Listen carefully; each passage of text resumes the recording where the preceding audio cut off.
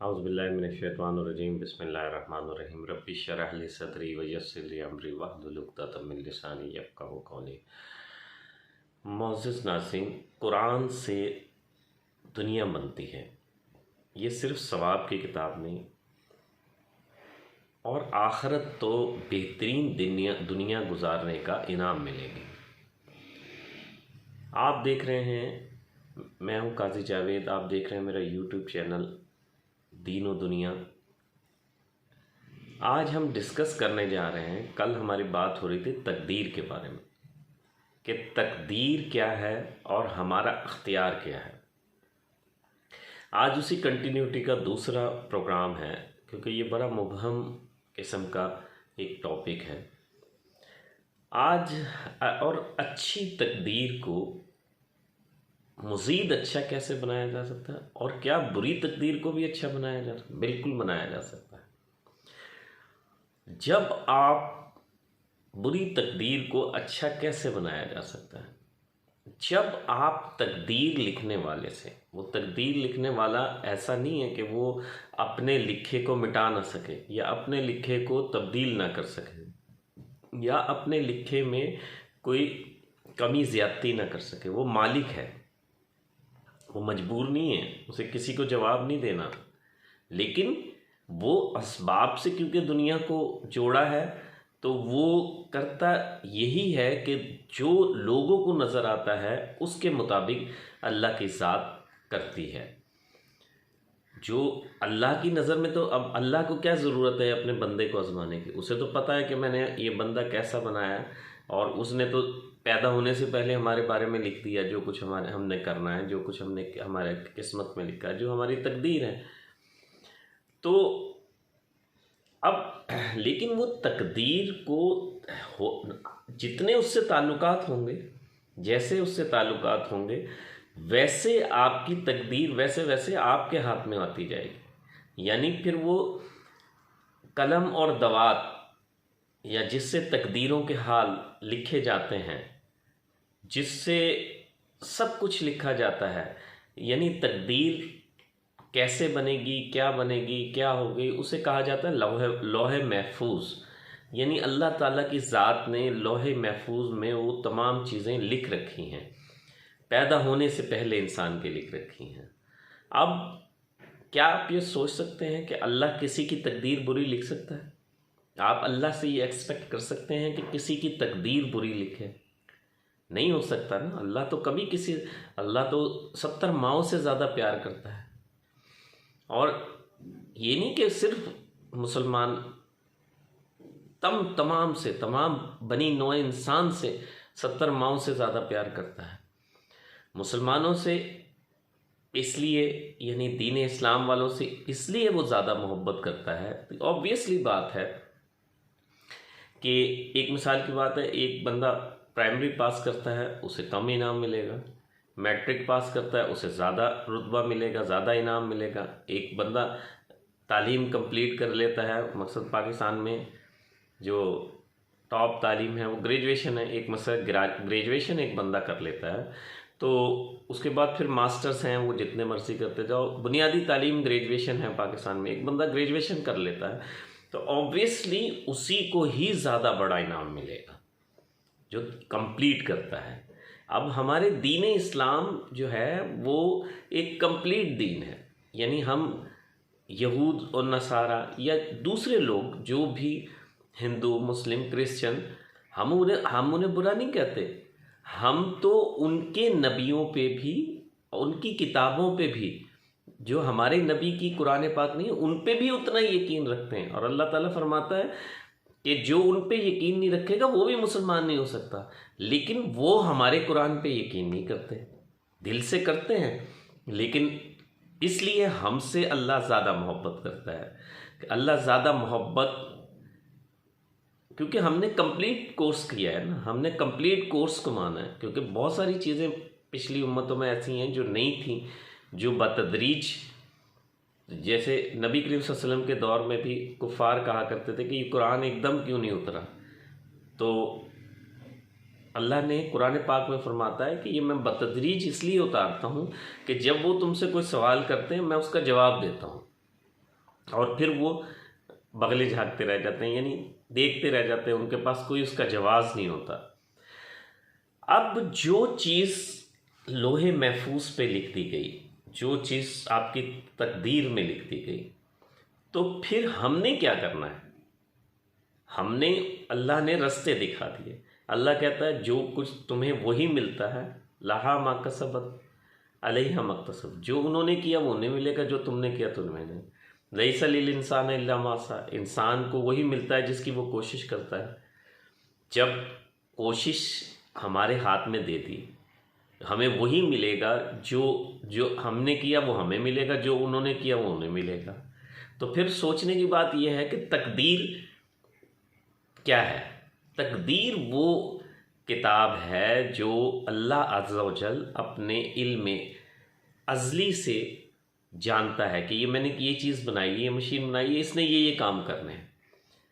अच्छा, अब सोच, उस तकदीर को बदलने के अल्लाह ने टूल्स दिए हैं। आप जितनी उसके वो टूल, यानी मुख्तसर अल्फाज में तो मैं ये कहूँगा, उसका एक सबसे बड़ा टूल है कि अल्लाह से मोहब्बत का रिश्ता कायम कर लो। और मोहब्बत जितनी बढ़ाते जाओगे उतने अख्तियारात आपके बढ़ते जाएंगे, उतनी तकदीर आपकी अच्छी होती जाएगी, उतनी किस्मत आपकी अच्छी होती जाएगी।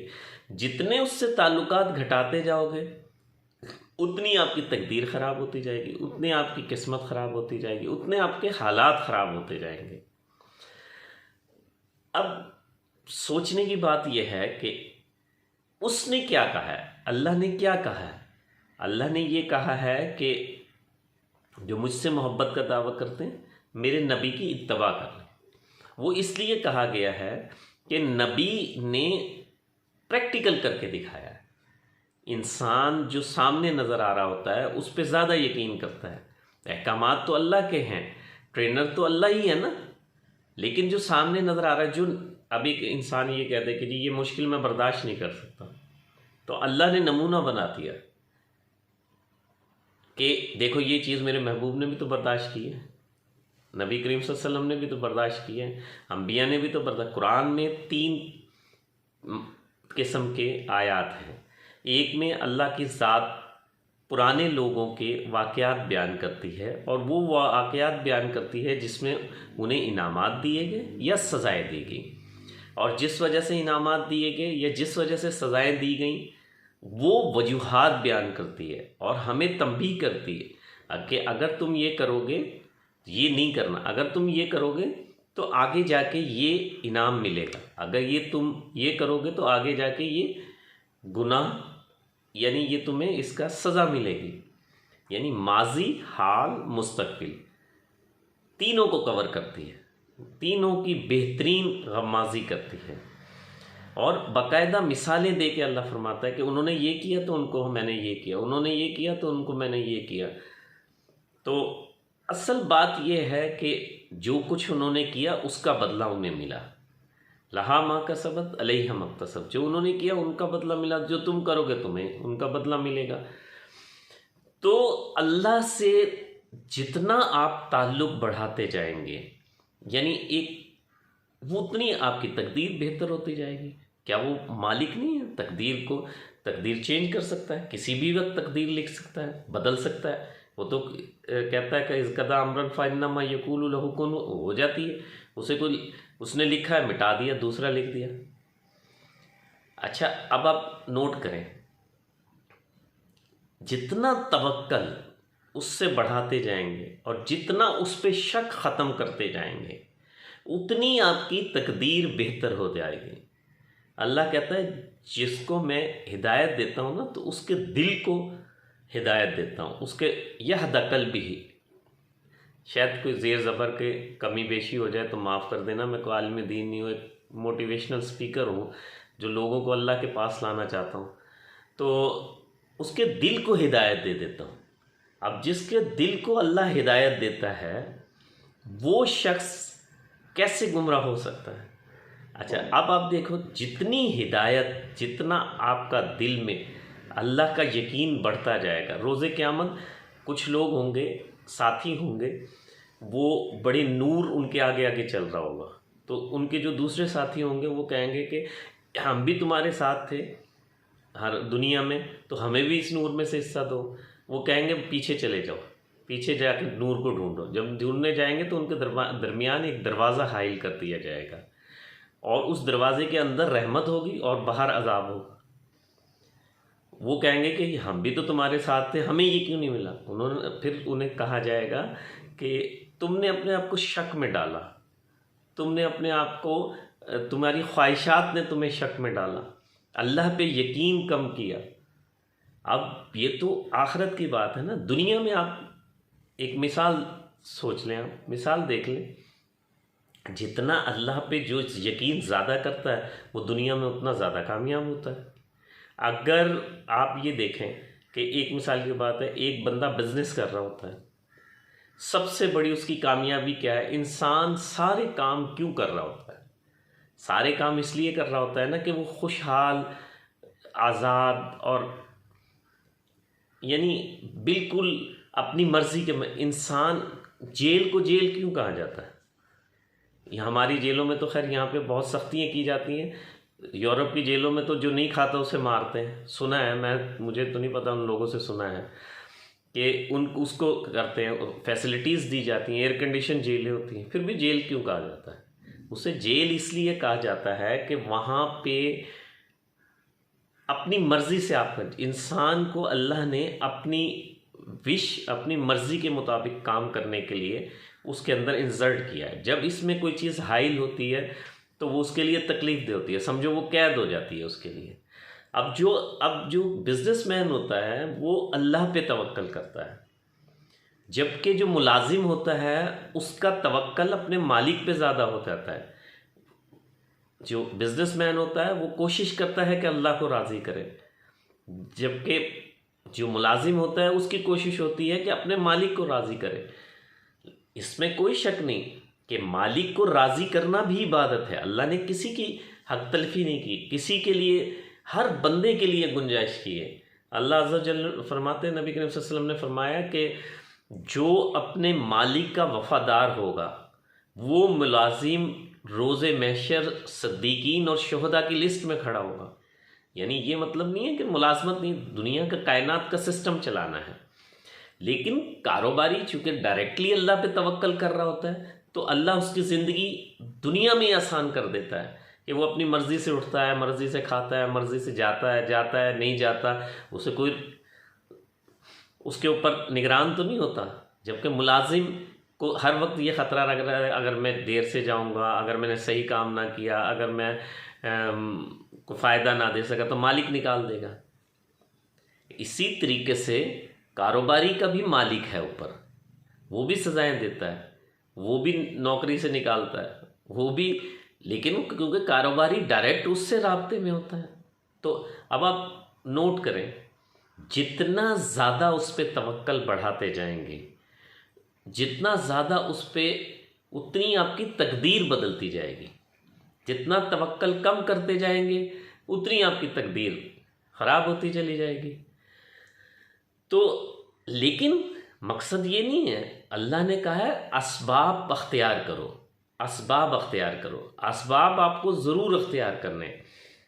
अगर असबाब अख्तियार नहीं करोगे तो अल्लाह बग़ैर असबाब के भी दे सकता है, उसके लिए कोई मुश्किल बात नहीं है, वो आप हाथ भी ना लगाओ वो दे दे। लेकिन फिर वो लोगों को लिए मिसाल कैसे बनाएगा, लोगों के लिए नमूना कैसे बनाएगा? एक मिसाल की बात है, मैं कहता हूँ जी मैं नमाज नहीं पढ़ सकता, मैं कारोबारी आदमी हूँ, मैं बड़ा मसरूफ़ हूँ, मैं बड़ा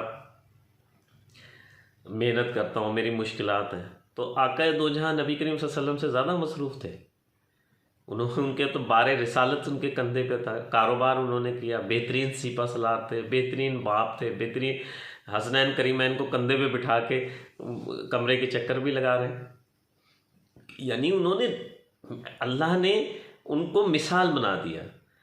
अबी लहब, अल्लाह कुरान में अबी लहब को बद्दुआएं दे रहा है, तब्बत यदा अबी लहब व तब, अल्लाह करे हाथ टूटे अबी लहब के। अबी लहब क्या कंकरी मार रहा था, हजूर के एड़ी मुबारक तक खून आ गया, तो अल्लाह क्या अबी लहब के हाथ नहीं तोड़ सकता था?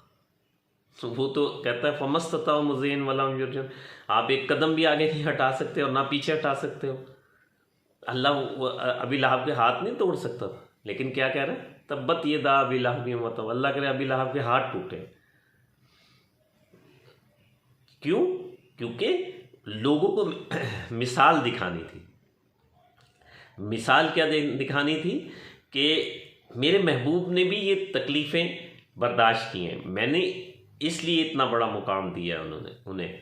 सारे जहान के वाली हैं, सारे जहान के नमूना हैं, अल्लाह के चहीते हैं। अल्लाह नबी के ऊपर ख़ुद दरूद भेज रहा है और चटाई पे सोए पड़े हैं, कंकर खा रहे हैं, पत्थरियाँ, औरत गंदा कूड़ा उनके ऊपर फेंक रही है। मिसाल बनाना था।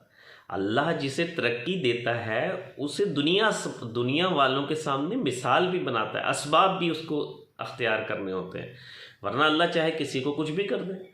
अब आप ये देखें, अब नोट करें, हज़रत इब्राहीम अलैहिस्सलाम, तकदीर है ना, मुसम्मम चीज़ है ना कि आग जलाती है। अल्लाह के प्यारे नबी इब्राहीम अलैहिस्सलाम आग की तरफ जा रहे हैं तो बारिश का फरिश्ते आए, मिकाईल अलैहिस्सलाम आए, या इब्राहीम अलैहिस्सलाम मैं इस आग को बुझा दूँ? कहने लगे तुझे मेरे अल्लाह ने भेजा है? कहने लगे नहीं। कहने लगा मुझे ज़रूरत नहीं है। हवा के फरिश्ते इसी तरह आए, सबको इनकार कर दिया। तो फिर क्या हुआ?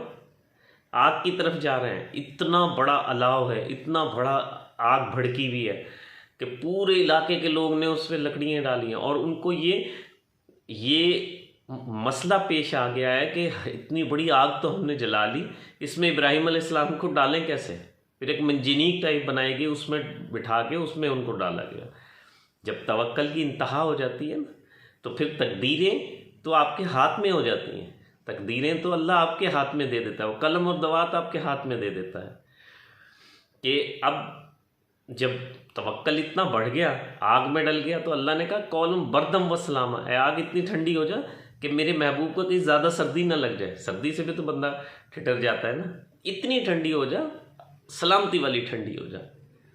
इस्माइल अलैहिस्सलाम ने इब्राहीम बेटे के गले पे छुरी रख दी। छुरी की तकदीर है कि उसे काटना है, लेकिन ताल्लुक ऐसा था, इम्तिहान था, लोगों के लिए नमूना बनाना था, छुरी ने नहीं काटा। अल्लाह तकदीरें बदलने, अल्लाह तकदीर सिर्फ अल्लाह से ताल्लुक़ का नाम है। जितना आपका ताल्लुक़ अल्लाह से गहरा है उतनी ही आपकी तकदीर अच्छी है। अल्लाह कभी किसी की तकदीर तो बुरी नहीं लिख सकता ना। कोई तकलीफ़ जब पहुंचती है इंसान के अपने हाथों का किया हुआ होता है या उसकी आजमाइश होती है, तो इसके आजमाइश का कैसे पता चले और गुनाहों की सज़ा का कैसे पता चले, इसके भी ऊपर भी एक प्रोग्राम करेंगे। ये एक बड़ा मौजू है, इंशाल्लाह आपको कोशिश शेयर करेंगे। तो अगर आप अपनी तकदीर अच्छी बनाना चाहते हैं, तकदीर तो अल्लाह से ताल्लुक़ बढ़ाते जाएं। अब वो ताल्लुक़ कैसे बढ़ेगा? जो जो उसके नबी ने किया है वो करते जाएं। उसने जो भी काम किया, बीवी से जो सलूक किया, बेटी से जो सलूक किया है, नवासे से जो सलूक किया है, अपने महकूमों से जो सलूक किया है, कैदियों से जो सलूक किया है, जंग के दौरान जो सलूक किया, वो आप करते जाएं, आप अल्लाह के महबूब बनते जाएंगे। और जब अल्लाह के महबूब बनते जाएंगे तो तकदीर, अल्लाह क्या कहता है कि मोहम्मद, तकदीर जो है, अल्लामा इकबाल कहते हैं ना कि मोहम्मद से वफ़ा तूने तो हम तेरे हैं, इन कुंतुम तुहिब्बून अल्लाह, उस शेर के तर्जुमा है कि मोहम्मद से वफ़ा तूने तो हम तेरे हैं। ये जहाँ चीज़ है क्या, लौह कलम तेरे हैं। जब अल्लाह से इतना ताल्लुक़ हो जाता है तो वो जिस पे तकदीरें लिखता है ना अल्लाह, वो कलम हाथ में पकड़ा देता है कि इससे जो चाहे लिख लो। वाक़या, प्रोग्राम लंबा हो जाएगा। एक वाक़या है कि एक जंग में नबी करीम सल्लल्लाहु अलैहि वसल्लम ने कहा जंग के लिए माल ले आओ। लंबा वाक़या। अबू बकर सिद्दीक़ रज़ियल्लाहु ताला अन्हु अपने घर का सारा माल ले आए।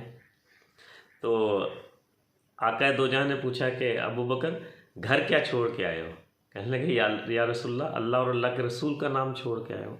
तो जिब्रील आ गया हजूर से, कहने लगे या रसूलल्लाह सल्लम, अबू बकर से पूछो कि वो मुझसे राज़ी तो है, सारी दुनिया अल्लाह को राज़ी कर रही है, और वो पूछ रहे हैं, महबूब मेरे अबू बकर से पूछो कि वो अल्लाह से राज़ी तो है।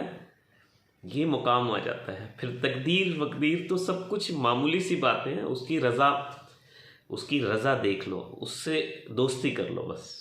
जब उससे दोस्ती कर लोगे तो फिर तकदीरें, जन्नत, जहन्नुम, ये चीज़ें सब छोटी लगने लग जाएंगी। किस्मत, अज़मत सब छोटी लगने लग जाएंगी। मिलते हैं एक और प्रोग्राम के साथ। अस्सलाम वालेकुम वरहमतुल्लाह।